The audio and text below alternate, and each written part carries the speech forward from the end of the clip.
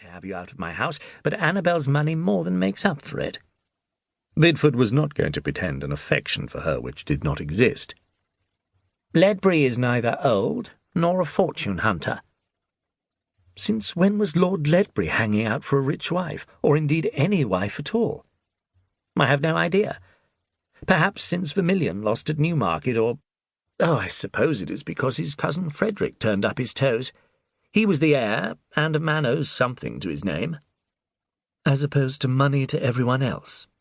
You'll do well to curb that tongue of yours, Kitty. Got a temper, has Ledbury. Charming. Yet this is the man to whom you would sell me, a womaniser with a bad temper. Thank you for your fraternal concern. It would be a dashed sight easier selling him a horse, grumbled Lord Bidford. He's coming on Wednesday, so you have 4 days to make yourself presentable. And practice trotting up and down nicely.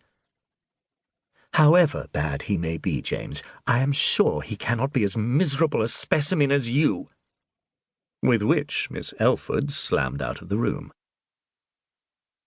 In the privacy of her own chamber, she sat upon the edge of her bed and placed her hands, which trembled slightly, upon her knees. Lord Ledbury. Yes, she remembered Lord Ledbury. He was not a man aristocratic matrons added to their invitation lists when they launched their daughters into polite society. He was dangerous, and his reputation was unsavoury.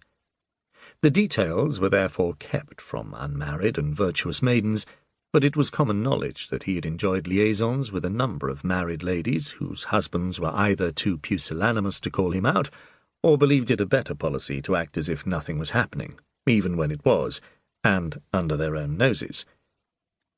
She had seen him often enough during her 2 notably unsuccessful seasons. He might not be very welcome at Almack's, but he was popular with sporting gentlemen, and could enliven a mundane party with his presence.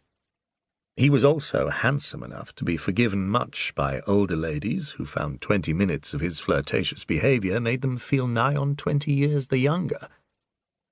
He was tall, inclined to the dark and saturnine, and if some regretted that his hair showed not even a hint of a wave, all admitted he possessed a fine figure.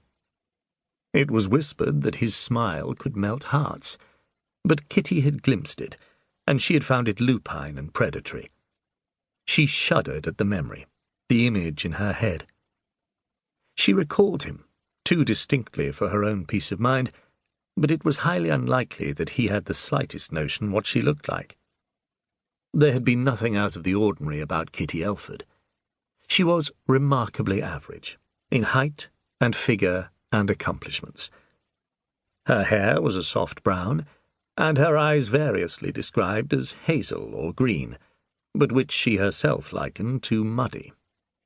She had not stood out enough to attract an eligible suitor, as her aunt Lady Topcliffe had bemoaned, telling her it was all her own fault for not learning the harp as well as the pianoforte. Why an ability to play that instrument would have brought gentlemen flocking to the house off Berkeley Square requesting permission to pay their addresses eluded Kitty. When she had offered up that she was accounted an excellent rider to hounds, her aunt had resorted to her vinaigrette and daybed for an entire afternoon. So Kitty had returned to the family seat, and taken up the running of her father's house, much to the relief of the staff, who had found his assumption that everything happened as if by magic and without any need for planning or preparation very trying. Upon his demise, her younger half-brother had assumed the title, under guardianship for a year before he came of age, and thereafter he liked to remind everyone it was he who was in control, not least of the purse strings. Many young gentlemen coming to title and estates at a tender age would have been at risk of squandering their inheritance, cutting a dash in town, but James Elford, 5th Viscount Bidford, liked money too much to waste it. He went up to London occasionally to be seen and to act the man of the world, but he far preferred sitting with his steward and discussing how he might increase the rents from his acres. He had not thought of marriage, being only 24, but last season he had encountered Lady Annabel Withal. Lady Annabel was in her 3rd